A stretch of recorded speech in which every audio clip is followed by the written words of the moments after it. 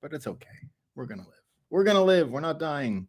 What's up, fine people on both sides? Hello, P-Man. Hope you're doing well. Bitcoin Deb, good morning. Hope you're feeling better, bud. It's getting there. It's getting there. Good to be back, team. Event horizon is near. It sure is. That's what we're talking about today.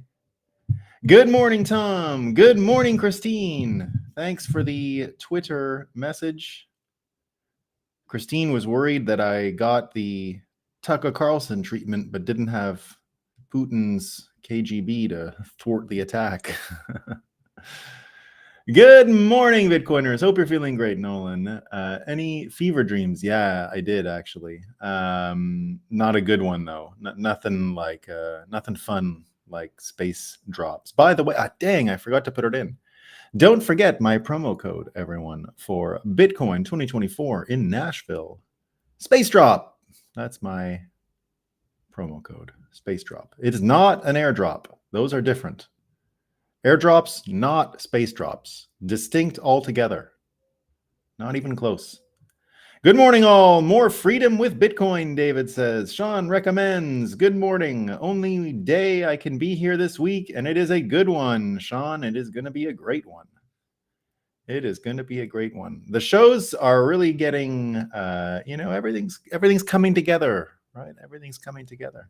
It helps when we've been on the right track for a couple of years. Glad to see Nolan back on air, Lightning Event. Thank you. I'm glad to see you here joining us for the breakup. I see the BTC media channel over on Rumble, but not the breakup channel. Is it called the breakup? No, Tom. If you want to subscribe to my personal Rumble, you'll find it at Count BTC. I didn't make a channel. It's just under my personal one. I think that's easier. There was a channel originally, and I erased it because then it's like two things, it's too complicated. So, bon matin. Good morning, Bitcoiners. Tommy D says, good morning, Bitcoiners. Wahoo! It's good to be alive, Joe. It sure is. Huh? Aren't we lucky to be able to witness this stuff in real time?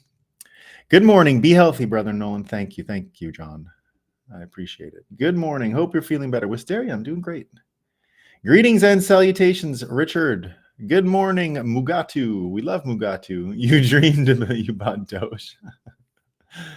I don't mind old Doge. I guess it doesn't. People are all upset because it's not worth anything anymore. Something like that. Defina, we love it. Live long and prosper. Waltham says, get well. Keep up the good work. Thanks, Waltham. I appreciate it. Fruition, indeed. Keep away from crypto. Jimmy Kramer. Makes sense. Thank you, Tom says. Good morning from Bukele country. Indeed, Thomas, one of the amazing breakup gang people who moved to El Salvador while we've been getting together here. All right, let's acknowledge the sun is up, right? We got a maximum sunrise and Bitcoin's running. Let's have a coffee, talk about what's new. One thing I figured out over the past couple days, I will let you know. I don't think I'm going to start doing it here. That is when I get back to Montreal and Vermont. I think I have finally found an appropriate solution for the set. And I think it's going to be good. What I'm going to do is I'm going to put a television. I'm going to buy a big that's why I'm not going to do it here in Barbados. The televisions are ridiculously expensive compared to back in America. So I'm going to get a big screen TV and I'm going to put it in the back. And then I'll be able to share the headlines from that. So I'm not doing the split screen thing because that's what I think is not ever going to work properly. But if I put the screen in back, I think it'll look just like a nice TV set. And what we can do with that is I think my place in Montreal and my place in Vermont, I can actually put an outside camera too. So, I've always actually wanted the show to have the sun rising while we did it live, but it's hard to film that, right? Like it makes the light weird. And I tried to do that. We never recorded that way, but I did try to do it in Vermont at the house because the sun comes right over the mountains and it's amazing. But if I make a big screen TV and I shoot the shot and have that as one of the channels, it could be really cool. So I can show the headlines and I can show the sunrise. So that'll be fun. Anyway, I'm going to do that when I get back, and we're going to do an upgrade. You guys deserve an upgrade. So we're going to upgrade things. And I think it'll be really great. I think it'll be great. You know, I want to share the headlines directly with you. I know it's fun to hear them and all that stuff, but we want to make it a little easier to follow for everyone. All right. You don't want to hear about set design. That's boring. You want to hear about Moscow time. You want to hear the fakest news I can find. Now, I know you all heard this one, but I got to put it out there anyway, right? Because there's two parts to the fake news story. So the first one that everyone enjoyed was the Kellogg's boss, right? Everyone heard this in the past couple of days, that poor people should eat cereal for dinner. Duh, obviously, that's the answer. But here's what's great. The Washington Post, right? Here's how they covered this story. People angered by the rising cost of food have found another villain in the ongoing saga of inflation. The CEO of Kellogg's, who recently suggested in a TV interview that cash-strapped consumers should eat cereal for dinner to save money. It's your fault. You found a new villain, guys. So good. So good. All right, this one's really good too. So, you know, the movie Mary Poppins. So I don't really remember watching it ever in my life. Was never into those British shows and movies and Disney things from the olden days. I was never really into Disney, by the way. I was raised on Star Wars, so it was almost impossible to find Disney interesting after you had that kind of stuff. Some of the ones later that came out when I was a teenager, those ones in the 90s, like Aladdin and all, they were okay. They were okay, but I wasn't that big of a fan. I wouldn't have watched them on repeat or anything. But Mary Poppins, which I guess was a Disney, I don't know, something like that. The UK age rating has been changed. Okay. So even though it was around when I was a kid and the show came out, I think, or the movie came out, I think in the 1960s, they have a new age warning on it. All right. Let me see if you can watch Mary Poppins. All right. Mary Poppins movie UK age rating raised almost 60 years after its release because of discriminatory language. So I don't know how old you have to be to watch it now. They don't say, but they've decided to do that. They did that with Peter Pan too. You know, my kids like to watch the old Peter Pan movie. And every time you watch it, if you watch it on Disney, you have to take 20 seconds to acknowledge. There's like a counter to acknowledge that they treated the red man badly. Because there's a song, "Where did the red man, you know, get his skin color or something?" I don't remember. So that one gets this big warning. Now Mary Poppins is we don't know how old you can be to watch Mary Poppins. This one's good. This is from the New York Times. A New York Times employee was reprimanded by HR for saying he liked Chick-fil-A. I was a heretic at the New York Times. I did what I was hired to do and I paid for it. So he says in there, he was in the New York Times, and I've been to the actual Chick-fil-A he went to. It was the Chick-fil-A I used to order from when I lived in New York City. It was near Times Square, near the New York Times offices. And, you know, they had an outside counter where you could make your online orders, and they were just handbags. I mean, really efficient one, right? And I guess he wasn't allowed to go there. The reason is they hate gay people, and we don't put up with people like that around here. He wasn't able to go to Chick-fil-A for lunch. We love it. All right, this is the New York Post. Women are loving men who embrace baby girl vibe and ditch toxic masculinity. And I guess this is men who like to wear kind of skirts and dresses or something. So the baby girl vibe, I don't know. You tell me, ladies, if you're into the baby girl vibe these days. Sounds attractive, right? Baby girl. This one's great. This is Metro UK, and this is for J.K. Rowling. All right. You know, they used to say British people were polite or something, right? Here's the headline. J.K. Rowling has sadly opened her mouth again, this time attacking Sky News for describing killer Scarlett Blake, who is transgender, as a woman. Now, if you want to know what happened in the real version of the story, she said women are not responsible for these crimes because that was it. Like literally, she says, I don't think women should have to answer for this person's violence. That's what did it. This one's great. So this is from a muckrakers Frank Bergman headline. It's slightly fake, but it's got some poetic truth to it, so I love it. Canadian doctors admit COVID booster shot paralyzed woman, offer to euthanize her to make up for it. It paralyzed a little girl too, by the way, not a woman, a little girl. Okay, this one's great too. The Washington Post. The amount of cold air above the northern hemisphere this winter is near a record low. The amount of cold air, okay? Because everybody knows, you guys know, we can measure the amount of cold air in an entire hemisphere. It's so easy, right?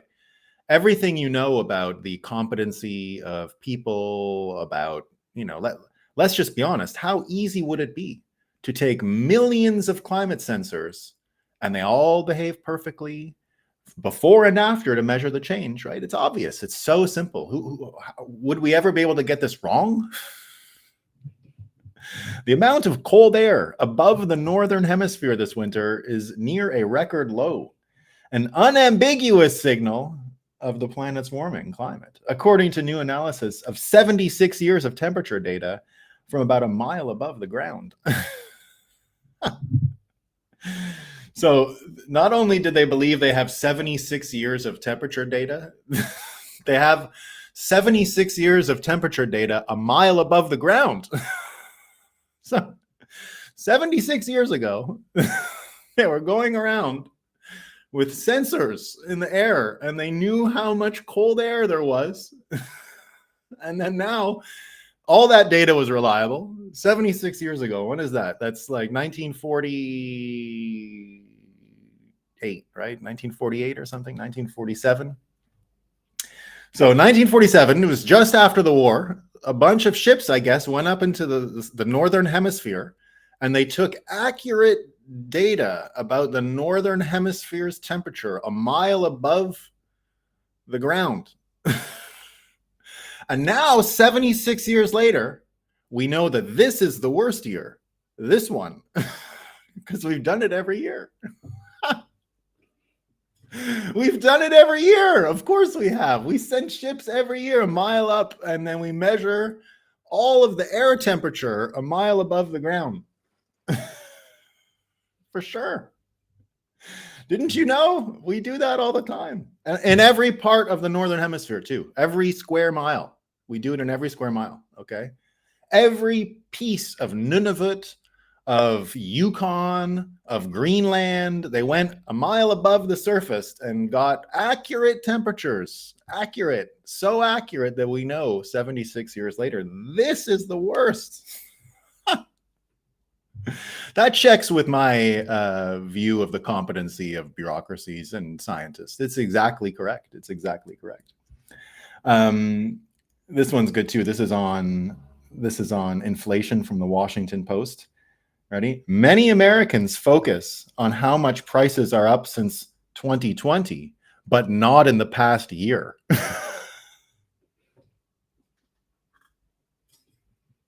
So you've got to shorten your window, okay?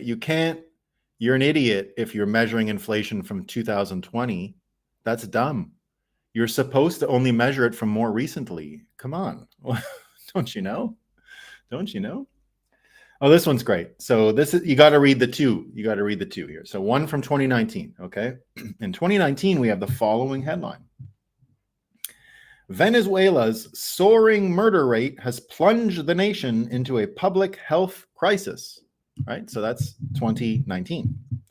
Where are we today? From Bloomberg. Venezuela's violent deaths fall to 22-year low on migration. What? Where are they moving to? Why are all the murderers leaving Venezuela? And where are they going? We don't know. So this one's good. This comes from Politico, one of our favorites. All right. The prospect of a second Trump presidency has the intelligence community on edge. They're on edge, everyone. Oh my God. Who would want the intelligence community on edge? That's terrible. I want them to be comfortable. I want them to be in their lane. I want them to be just working for our benefit. I don't want them to be on edge. Oh my God. Right? Oh my God. Here's what Aaron Banco wrote. We spoke to 18 former Trump intelligence officials. They warned that Trump would likely use a second term to overhaul the nation's spy agencies in a way that could lead to an unprecedented level of politicized intelligence. it would be more politicized, guys, okay, if Trump gets elected, because it's not right now. She goes on to say, he wants to weaponize the intelligence community. And the fact is, you need to look with a 360-degree perspective. He can't just cherry pick what he wants to hear when there are so many U.S. adversaries and countries that don't wish the U.S. well.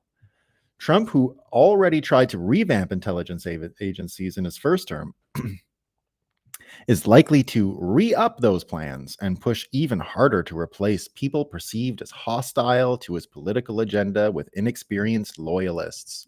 So even though his own intelligence agencies set him up, spied on him, and are trying to and helped lie to get the Hunter Biden thing, even though all that happened, it's not politicized, and he's gonna get rid of the people that did this to him, that have him on capital punishment charges. He's not allowed to get any revenge. This is great. Axios, Trump's GOP shows its extremism could be a problem in November. And their argument here is there aren't enough MAGA people to win. So don't even bother voting. This one's on, this is from the Washington Post. If Trump becomes president again, his attack on the federal civil service could be much harsher than expected.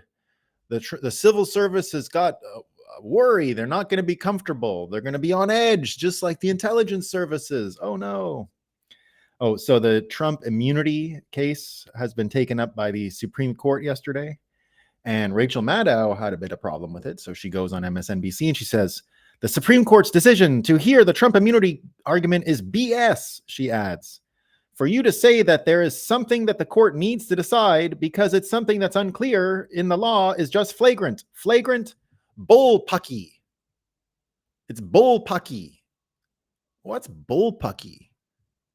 Honestly, she's on, she's already space drop candidate, right? Because some of these propagandists got to get dropped, of course. But the bullpucky, to me, pushes up my desire to see her. Who would say something that dumb? Bullpucky? Has anyone heard of it? Is it me? Have you heard of bullpucky? Or is it just mental illness coming out? I don't know. You tell me. Oh, this one's great. MSNBC has another one on Trump.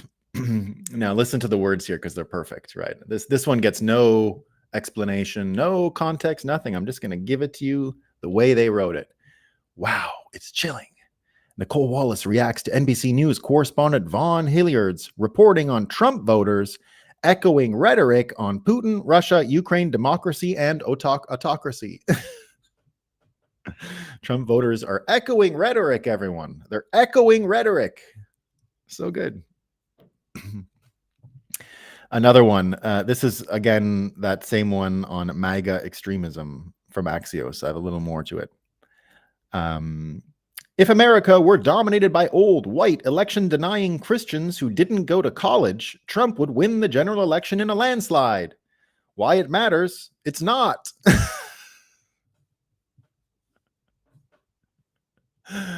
Thank you, Axios. Thank you, Axios. Oh, this one is beautiful. This is from the Washington Post. This is from Jennifer Rubin again. Jennifer Rubin is really becoming one of the great sources of Moscow Time. I used to think that Phil Bump would be the all-time and Rachel Maddow would be really hard to beat, but Jennifer Rubin is getting there. Now, this is what she says about New York Attorney General Letitia James. She embodies all of the qualities one should expect in the people's lawyer. She understands that her job entails aggressive pursuit of justice. She's a hero. She's a hero. That cross-eyed, retarded lump of shit is a fucking hero.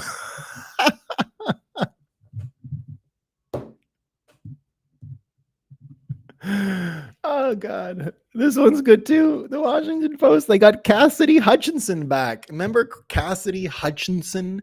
She's the one where Chris Wallace, or whatever his name is, not Chris Wallace, some idiot on MSNBC, he was trying to tell a picture when she came out with her book about Trump trying to take control of the beast and steer it away to January 6th or something like that.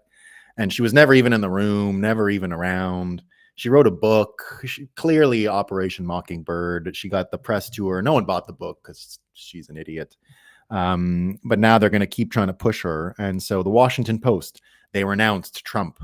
Will they get fellow conservatives to vote Biden? Alyssa Farah Griffin, Cassidy Hutchinson, and Sarah Matthews worked in Trump's White House.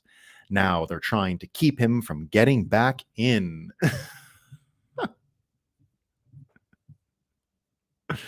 So good. NBC News, Russia's 2024 election interference has already begun. Oh, Moscow is spreading disinformation about Joe Biden and other Democrats to lessen U.S. military aid to Ukraine and U.S. support for NATO. Former U.S. officials and cyber experts, our favorite cyber experts. We love them. Oh, this is good. So Joe Biden went to get his medical yesterday. And the Washington Post let us know everything's doing great. No problem. As President Biden faces scrutiny over his age, his doctor on Wednesday released a summary of his health following an annual checkup in which he declared no major new concerns and said the president continues to be fit for duty. Perfect. Great. He's doing awesome. And there's a whole bunch of these today, and they're amazing. Okay, these are the Hunter Biden ones. This is what we got from Moscow time today. This is the end of it. In a rare interview, Hunter Biden tells Axios that we are in the middle of a fight for the future of democracy. And he sees his sobriety as crucial, not only to his life, but also to ensuring Donald Trump doesn't become president again. So Joe Biden or Hunter Biden's sobriety is the key now. That is the key to democracy. All right. It's the key. As long as he stays sober, America's going to be a democracy, everyone. No problem. Axios lets you know. New York Post saying the same thing. Hunter Biden says his sobriety is the key to the future of democracy. For sure it is. For sure. For sure. No doubt about it. So that's what we got for Moscow time. We're moving into our theme. And it does indeed begin with the idea here that we're entering an all-time awareness. Now, Bitcoin is reaching all-time highs, right? I think we're going to be there pretty soon. It looks like we're getting on the way. But this time, Bitcoin's all-time highs are correlating with, let me just get that. This time, Bitcoin's all-time highs are correlating with all-time highs in awareness. Now, Trump had a lot to do with creating this all-time high in awareness. Trump, first of all, getting us to understand the news is entirely fake, not a little bit fake. Now, I wasn't even as sure about what he was saying or how far it went or how fake it was when he started talking like that. But now that we see it years later, now that we are 9 years after Trump first got involved in everything in 2015, now that we've seen it in retrospect, we can tell that it is an irredeemable bag of shit and there's no saving it. It's entirely captured. There's nothing good that is in it, and there's no reason to want to perpetuate it, keep it, resuscitate it, or anything like that. But what Trump did, it went a little further than that, right? We're questioning almost everything that is at the heart of America. Now, this is an excellent development because I argued already early in the Bitcoin era when Trump was first coming up, before he was president. I was in Hong Kong in 2016. And when I was there, I understood that the Chinese people didn't have patriotism towards their money. That is to say, they would have no problem trading yuan for Bitcoin if they could, and it didn't have any blind spot of, oh, I'm hurting my country, I'm proud about my country, I'm proud about my money. None of that stuff. Weirdly, America had this blind spot where our patriotism was bound up by the US dollar for some obscure reason. And I hadn't really understood that until I saw the contrast with Chinese people. Now, Chinese people, of course, are absolutely proud and patriotic about their country. I mean, some of the communist ones, militaristically so, for sure. I mean, that's out there.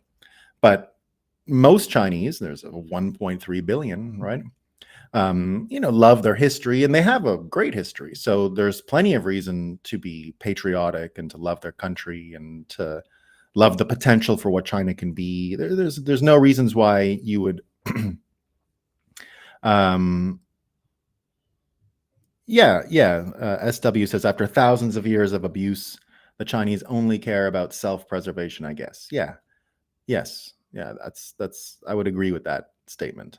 Now there's still things about the Chinese land they love, right? It's a beautiful place, and there is a lot of great history there, and all of that stuff.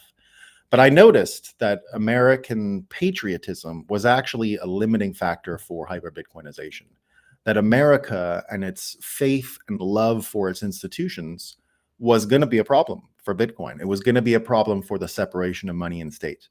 And I didn't think we would get this far this fast. Now, I always predicted Bitcoin was going to move faster than anyone realized, but I didn't quite understand the way we would get there. And now that you see it, now that we're here, now that we're 9 years after Trump came out, just look at the amount of change in perception that a vast majority of Americans have now embraced about reality of America, right? So first of all, Trump has led us to understand that elections are a complete and total scam. They're totally corrupted, right? We don't even know anymore if we've had an election in how many years. We just don't know. There's no way to tell.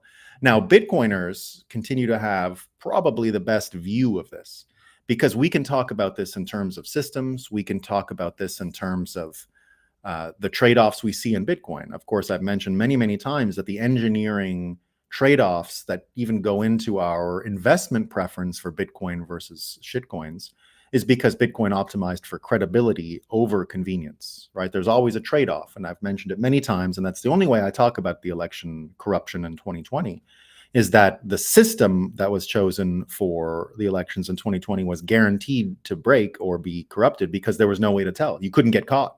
Basically, you couldn't get caught. And if you can't get caught because there is no auditability, well, how much certainty do you had we even had an election? A Bitcoiner will tell you if there is no transaction confirmation on the Bitcoin blockchain, there's no transaction. It never happened, right? So according to Bitcoiners, who, if they would take a close look at the US system and find out that in each state there was no confirmed chain of custody of the votes, nothing like that, no way to audit the voting, they would all say that it might sort of be theater. It might look like an election. You can pretend and say, yeah, it's like a kind of a carnival election or something, yay, it's a game, right? But it's not a serious, legitimate election. It just looks like a hobby or something. So it took a long time for people to understand that, but now you're starting to get people like Tucker Carlson. So Tucker goes on to Lex Friedman, has an interview with Lex Friedman the other day. And Lex is there trying to, do we know the 2020 election was scammed? And Lex is still going with the old way of looking at it, which is, and this is where Trump got things wrong, right? Trump did the same as Rudy Giuliani, went for these specific cases where individuals could be shown to deliberately alter election results and turn votes the other way and stuff like that. Hard to piece it together, right? But Tucker comes in and says it was 100% completely stolen. He says that to Lex Friedman. He goes, "Are you joking? They completely changed the way people vote right before the election on the basis of COVID. And then you censor the information people are allowed to get. Now, remember what Mike Benn said. The two most censored events in American history are COVID and the 2020 election. And that's a fact. So you put those two together, and that's how you rig an election in the end, right? That's how you rig it. So we're starting to get to the point where we all can collectively say, and I'd say most Americans now are under the realization, even Democrats, that the 2020 election was sketchy, and doesn't really produce much credibility. So when you get Tucker coming out and saying it that way, it's part of this awareness increase that's happening, right? We're getting all-time high awareness about a major foundational aspect of American republic, and it doesn't work. It's a scam, right? So that's a really important rung to be on, right? Now, we also understand that our legal system is a complete scam and is completely rigged. Remember when Trump used to say it's rigged, and they would laugh at him? Oh, it's not rigged. It's not rigged, Trump, right? Well, now that the Supreme Court has taken up the immunity case, right? You can see everyone out there saying, "Oh, it's not fair." This is what Politico says: how the Supreme Court just threw Trump's 2024 trial schedule into turmoil. The real problem is that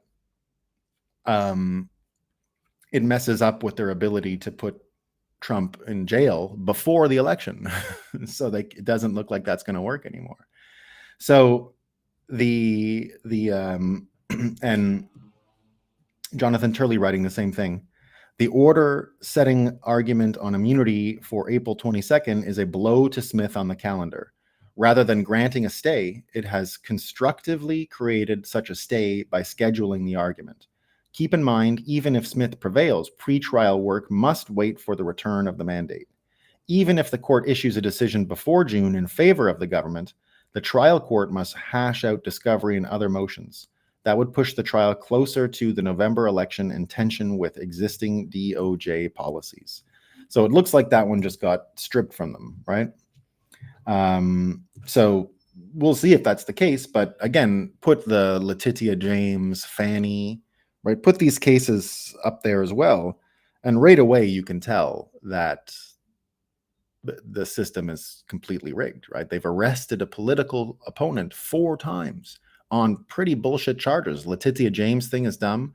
You had James O'Keefe the other day who did his thing with Judge Engoron. He went to some gym where he is and did his thing. And the judge in the case is just saying, yeah, we got to get all the MAGA people out of New York and all this shit, right? So now there's no way to deny it. You can't unsee it. The system is corrupt. The legal system is filled with bullies, with gangster-style people. I mean, there's nothing Letitia or Fannie have done that gives you any credibility in the system. They brazenly lie, right? How many times did Fannie perjure herself? I mean, it was again and again, right? She committed perjury, it looks like, the whole time she was testifying. Now, it even looks more scammy because the judge donated to her political campaign and was her former employee and never mentioned it. So it can't get better. It just can't get better. It can't get better than this. So they're going to go out, this is probably a good thing for Trump. Now, an Illinois judge has kicked him off the primary ballot, the Maine and Denver approach as well. But it's Illinois. I mean, that's one of the most corrupt places going, absolutely corrupt. So that's what's going on over there. Now, you've also got, again, to go back to the election, right? You've got, we understand that lawfare is a scam, or said that lawfare is what's happening and the legal system is a scam in America, that we don't have elections in our republic. So imagine we have a republic with no elections, with no legal system that is blind, that treats anyone fairly. It's completely stacked and corrupted. You can take the case of that Vermont fella, Mackey, the kid who made a meme about the 2016 election that everyone knew was a meme, told people to vote by text, and it was ridiculous, right? And that guy, of course, they put him into a trial in New York, and of course, it's rigged. New York, DC, rigged. If you'd put Douglas Mackey on trial in Florida, pretty sure he'd be innocent. So you're finding jurisdictional shopping. You're finding corruption in the worst kinds. You've got you've got the next one where our awareness is coming up, right? And that's the intelligence community. So we're understanding elections completely corrupt, legal system completely compromised. Now our intelligence services, what's going on there, right? Another thing that Trump has exposed. From the moment Trump started, he's had these people after him. Now, it's one thing for them to say he'll make it politicized, but don't forget, that was the first thing they did. In the period before he was inaugurated in 2016 and when he was inaugurated in 2017, but in those last days of the Obama presidency, that's when all this shit started. That's when the FISA warrants began. That's when they tapped Michael Flynn's conversations with the Russians. That's when all this stuff was going on. And so we saw already a compromised system. And now we're seeing even more of that, right? There was this article that a lot of people saw that the New York Times wrote, which was the secret spy bases, right? So the spy war, how the CIA secretly helps Ukraine fight Putin. For more than a decade, the United States has nurtured a secret intelligence partnership with Ukraine that is now critical for both countries in countering Russia. So this is exactly what people have been saying for years. When Trump was asking for Zelensky's knowledge of Hunter Biden's activities in Ukraine in 2019, for which he was impeached, that whole predicate was based on America being and the deep state being involved in what was going on over in Ukraine and Russia, and Trump didn't seem to have control over it. Now, I've mentioned many times before that Trump didn't seem to have control of many files while he was president. He was kept on the outside. He was not civilian commander-in-chief of the military. We had Miley, he looks kind of, I don't know what he looks like a transvestite, a secret transvestite. Now, there's nothing wrong with that, right? But something about him. He's got a very feminine aspect to him. No problem. But Miley was openly colluding with Chinese before the election, right? While he was still Trump's general.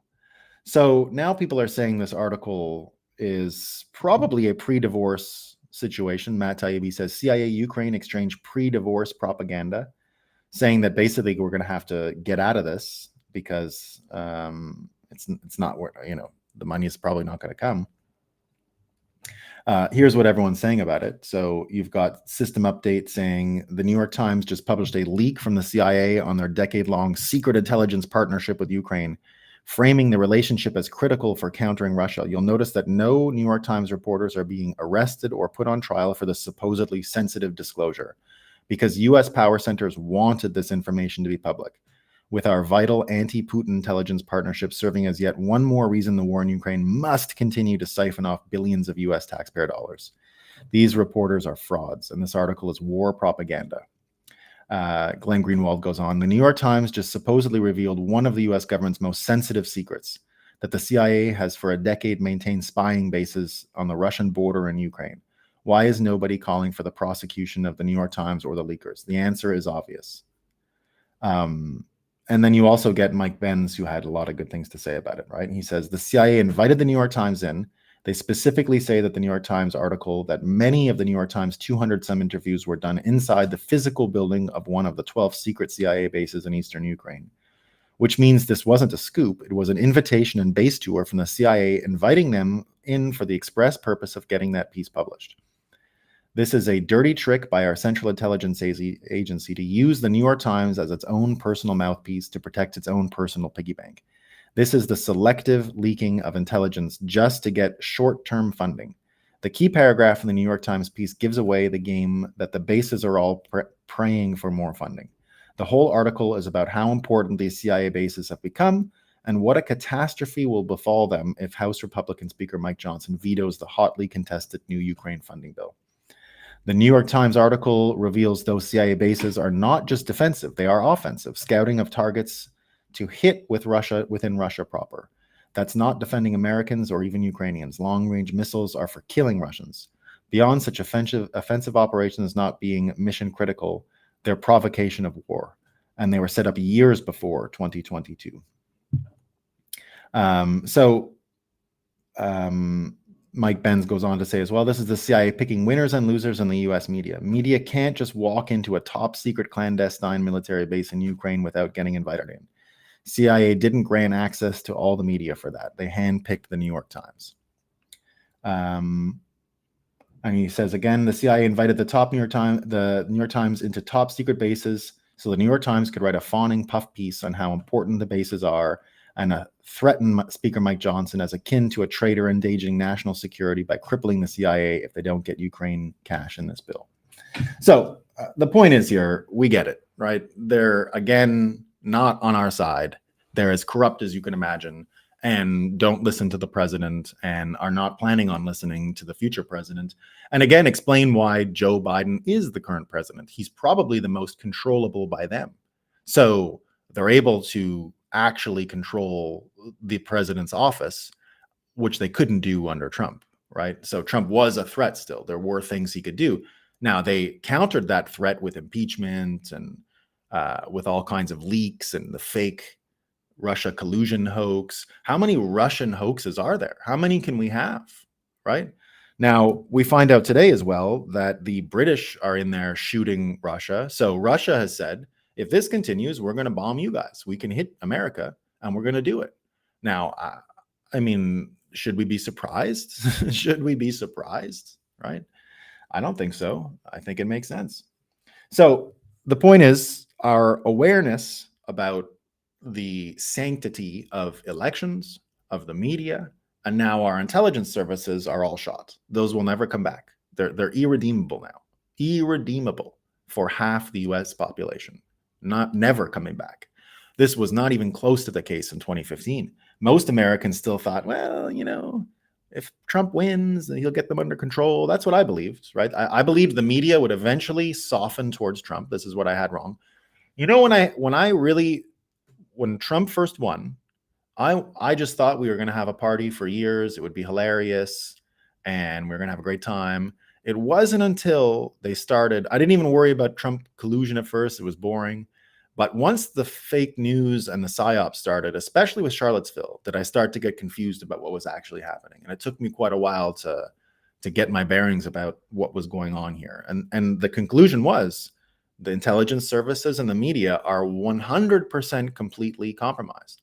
I didn't understand the elections were yet, but I understood that by the summer of 2020. I understood when I was given 5 ballots to vote at my house in Brooklyn, and there were 0 eligible voters in that brownstone, not one. I knew something was up, right? That's why I predicted Joe Biden was going to win in a fake result, but the media would create a situation that believed it, right? So that's where we ended up.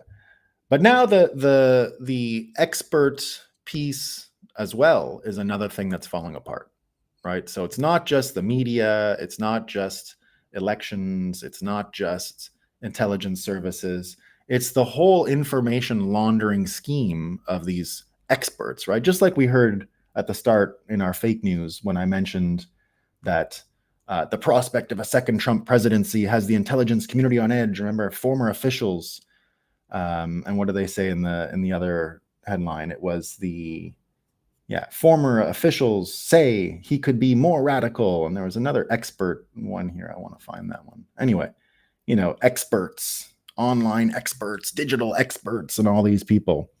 Well, the good news on that is also falling apart as well, right? You had Dr. Phil the other day who went on The View, right? Dr. Phil goes on The View. And it looks like Dr. Phil is going to be a Bitcoiner in 2024. Put him on my list of 2024 people who are going to start promoting Bitcoin. Dr. Phil goes on to The View, which is inside the mental illness vault where you find most of these crazy liberal people getting their information from. And now Dr. Phil comes out of the Oprah aesthetic, right? So they trust him. So that's why he can do more damage on the inside. He's one of those rare people who can say something across the two solitudes that are being maintained by the media and the deep state.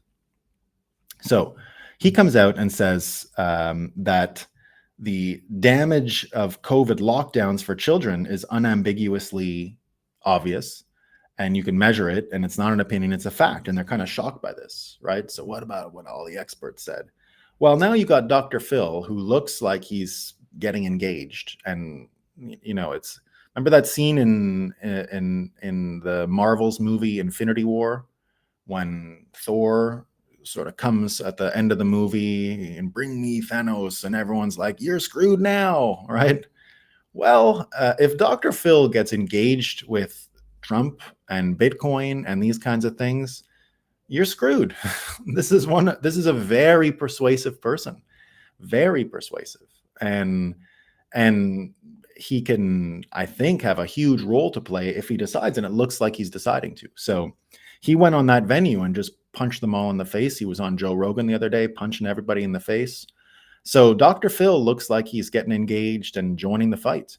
And it's going to be easy for him. You know, look at this case. This is from Cambridge University climate scientist. He denounces climate emergency as a noble lie, right? Now, going with noble lie means it's a hoax. It's experts admitting that they're hoaxing you, right? Like a noble lie. Okay, well, there we go.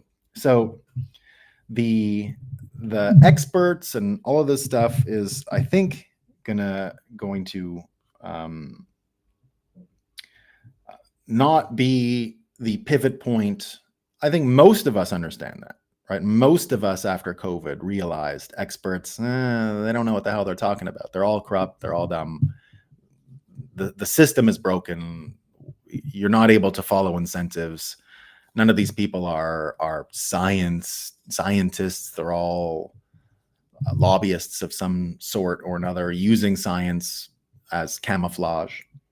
So when you see that exposed, and now you have someone like Dr. Phil who looks engaged to come out and help expose that for even more people, it's going to have a big effect. And again, you can't go backwards, right? You can't go backwards on these things. It's a one-way street.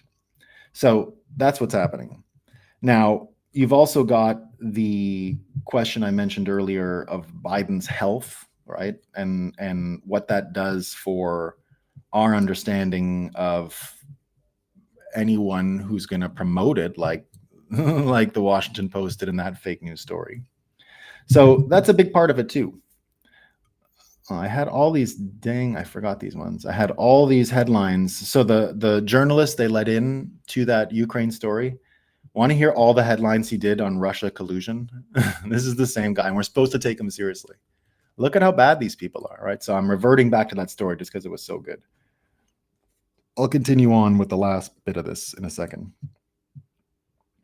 Trump administration sought to block Sally Yates for testifying to Congress on Russia. Sessions met with Russia envoy twice last year, encounters he later did not disclose. Trump administration sought to enlist intelligence officials, key lawmakers to counter Russia stories. President Trump fires FBI Director Comey. Flynn was warned by Trump transition officials about contacts with Russian ambassadors. FBI obtained FISA warrant to monitor former Trump advisor Carter Page. Blackwater founder held secret Seychelles meeting to establish Trump-Putin back channel. U.S. intelligence officials say Russian hacks prioritize Democrats. FBI and CIA gave differing accounts to lawmakers on Russian motives in 2016 attacks. Secret CIA assessment with Russia was trying to help Trump win the White House. Trump turning away intelligence briefers since election win. FBI in agreement with CIA that Russia aimed to help Trump win the White House. FBI backs CIA view that Russia intervened to help Trump win the election. That's this guy. That's this guy. Right? That's the same guy who wrote that article. All right. So now go back to just the credibility of all of these systems, right? Deep state, intelligence services, the media, Biden himself now, right? It's pretty obvious he's not in control. So that's hard for Americans to ignore. It doesn't take much. If all you got is a Washington Post article saying he's okay, you're still losing people. It's not convincing enough, right? So that's another level of awareness that's getting increased. But now here's the biggest part, right? And I think this is what we've got to look forward to in the next few months, and it's going to be the best part of it. So, and I'm talking about awareness reaching these all-time high levels, right? Again, elections scam. Biden in control, no way. Experts, nah. Media, scam. Deep state intelligence services, scam. So what's left after this? Remember what I originally said, the patriotism that most weakens Americans. It's none of those things. It's none of those things. It's the dollar. The dollar is the biggest albatross on Americans from seeing what their country has truly become. And it's going to become obvious to Americans pretty soon. Here's what we know. So yesterday, John Kirby is again arguing that US could take the frozen $300 billion in Russian assets and give that to the Ukrainians instead. Please do it. Just do it. You don't have another chance. Do it now. Please do it now. It would be the greatest thing ever. And you know it. You know it. So that's what they say they're going to do, right? Now, there's a few things happening at once here. You get the Bank of England saying they're going to sell their whole QE portfolio and policy divergence from the US Fed. Balaji says the Bank of England is preparing for a financial crisis. Rufus Kamau says if the BOE sells its bonds, there'll be a ripple effect as investors run away from bonds and into hard assets such as commodities, infrastructure, and Bitcoin.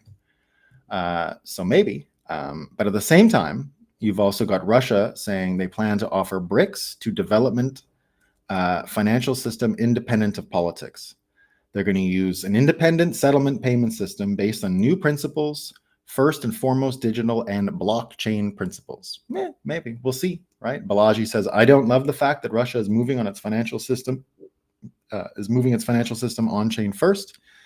The free world was in the lead here before the regulators got involved. It'd be ironic if former communists out-execute the West on capitalism. Indeed. But here's what I know. And, you know, you've got as well, let me just see. Here's what I know. And this is where it's headed, right? So you've got this all-time high awareness. And now we're starting to understand that we've weaponized the US dollar and it's probably not going to work. And there's a price to pay for not winning the fight with the US dollar. We've created this situation where people can now actually bet against America because there's another option. And what this can do is create this void. And what can it get filled by? Well, Rufus says Bitcoin. Well, people are wondering what made the last few days of Bitcoin, the pump that we've all seen, the approaching all-time highs, the $1,000 hourly candles, all the fun stuff that's going on. And here's what we found out. This is from Lemon Squeeze. Didn't BlackRock have a digital asset seminar this past weekend? Is it safe to say message received loud and clear? Remember what I said when I knew BlackRock was getting into the game and all these big guys? What I said was we're about to see their best salespeople who are the type of people that can learn about something so quick and teach their clients very quickly and much more efficiently than any of us, you know, volunteer Bitcoin educators could have ever done. I mean, I made up my career as a Bitcoin educator in the early days because there wasn't much opportunity out there, but it's not, I was a teacher and I did okay. We had Andreas, we had a lot of great teachers, right? There was tons out there. I was one of the first on Wall Street, but these guys do this every day, all the time for a living, and they're amazing at it. And so suddenly you've got all these people out there saying, well, you know, if you want to de-risk, and they heard from Larry Fink, you know, it's the thing to de-risk from government and all this. So that's starting to happen. That's starting to gain traction. And you've got these educators out there working for increased awareness of the financial system and increased awareness of where risks come from. But here's where it gets really fun, right? Here's where it gets really fun. I think Trump is going to be the next big educator, because there's going to be no way. If all these systems are broken and Trump helped us become aware of them, eventually the US dollar has to pay the price for all of this breaking. There won't be any way around it. And Trump slowly approaching Bitcoin in this way means that soon, in the same way that Trump was able to break election arrogance, American arrogance about the deep state and intelligence services, American arrogance about its actual role in the world, we're going to find out that the business of America was war because of the dollar. The business of America is war. That's it. It was war. And that war helped keep the dollar the hegemonic currency in the world, but it's gone. They weaponized it too much. And Trump will have no choice but to deal with reality as it is. And so as the price goes up, awareness is going up. And awareness about all this stuff, if it hits a certain level, is actually going to lead to all-time highs in the price of Bitcoin and its role in the world, and will actually be able to stop. Because I don't think this BRICS blockchain thing is going to work either, right? I'll never believe that. Who's gonna trust these guys? You're gonna need a non-political thing, and it's gonna be Bitcoin. So we're headed there, and we're headed to the point where Trump is going to become just like these BlackRock salespeople are amazing at selling Bitcoin. You're gonna get the world's greatest salesman as a Bitcoin pusher by the end of this year, and we're ready for it. It's 2024 is the best. All right, team, that's all I got. Let me see what people are saying in the comments. These people are retarded. This is why they just lie and say what they're talking about, so their NPCs will parrot the lies. Yeah. Mary Poppins did blackface.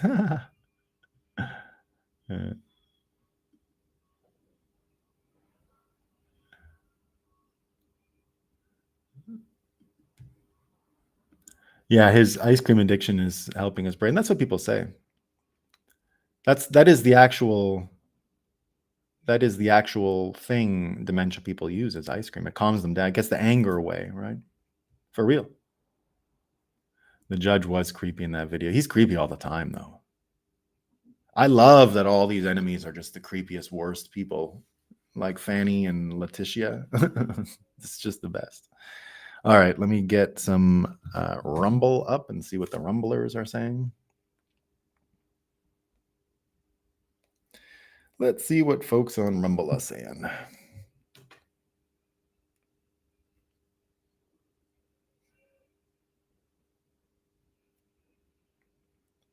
Oh, lots of new followers over there. Okay, good morning. Good morning, Zim MKD. Drew Hadley, we're back. We are. Connecteur. Bonjour, Nolan. Welcome back. I've made an intentional stumble over to Rumble. Tom Mellahan, thank you. Thank you, Tom. Sluggo123 says, welcome to Tom Mellahan. Sluggo123, Bitcoins are very political naive, in my opinion. Could be, but it won't matter. They're into Bitcoin, right? So, Assalamu alaikum, Muslim Bitcoiner says, had to make Rumble since all my YouTube comments live or not get banned. Is that so? I didn't know that. Funny enough, the biggest revelation from Tucker Friedman was the Signal compromised. I thought that was the messaging tool. That Signal is compromised. No, I always knew Signal was compromised. Moxie Marlinspike is awful, right? Don't trust that guy for a second. Not even for a second. I learned enough about him in my days in CoinDesk, thinking about having him as a speaker. I did enough research. Stay the hell away from that guy. Scammer. Total scammer. Moxie Marlinspike. Have a look at him. Go have a look at this guy. Awful. Awful, awful, awful. I believe there's about 4 million coins in circulation, with Google Trend still being dead and having a month away. Yeah. New slogan, Orange Man for Orange Coin. I've always thought that slogan was coming, Muslim Bitcoiner. I've always believed the Orange Man for the Orange Coin. Yeah. Do you think Trump plus Vivek plus RFK thing is possible? Well, this is what you're going to see. Vivek is 100% going to be the vice president. No doubt. I'm guaranteeing it almost, right? So RFK will not take a direct official. Nah, official. That's not true. What's her name? You know, the Cheryl Hines. Just so you know what RFK, the position he's in with his wife. If you remember a couple years ago when he first wrote the Anthony Fauci book, or just before he wrote it, but he was already starting to talk about Anthony Fauci. This would be, I mean, maybe 2022, early 2022, something like that. And what happened was she had a party, and it was one of these, you have to be vaccinated to come.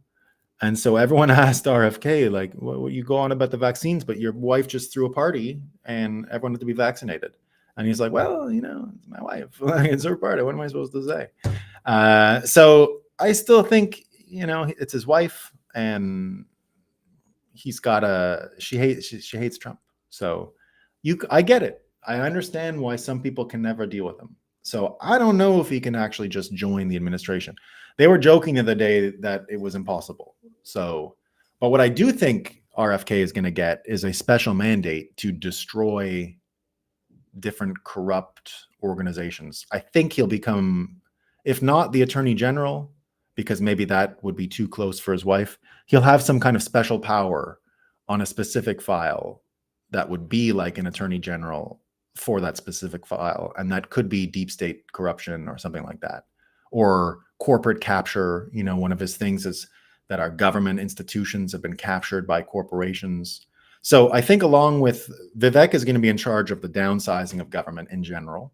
I think RFK is going to be, look, if we do space drops, we need RFK. You can't do them from one party. Trump can't drop people from space unilaterally. Now we got to get bipartisan support for the space drop. So he could be one of the main proponents of space dropping. So I think anyway. So Royco Cup, it's possible, but it's going to be a little bit creative. Did you see Snowden comments? Yeah. I was going to put that in there, Connector. That's one of my notes today. I had it right here. I was about to get to that. Yeah. That was one of my last comments. So Connector is saying, prediction, a national government will be revealed this year to have been buying Bitcoin and modern replacement for monetary gold without having disclosed that fact publicly. Yeah. So that'll be part of what Trump gets up to, I think. That's going to help spur Trump. So there you go. Great. Now let me go check the Bitcoin Magazine Rumble channel quickly, and then we're going to call it a day. All right. I love crypto, Rick Creed says. Cool. All right. That's all I got for today, everyone. So I hope you're doing well. I hope you have a great day. I shall see you all tomorrow. Thanks for sticking with me. I was a little low energy today, a little tired, but we're trying to come back from very little food and sleep and discomfort over the past few days. All right, team. Peace.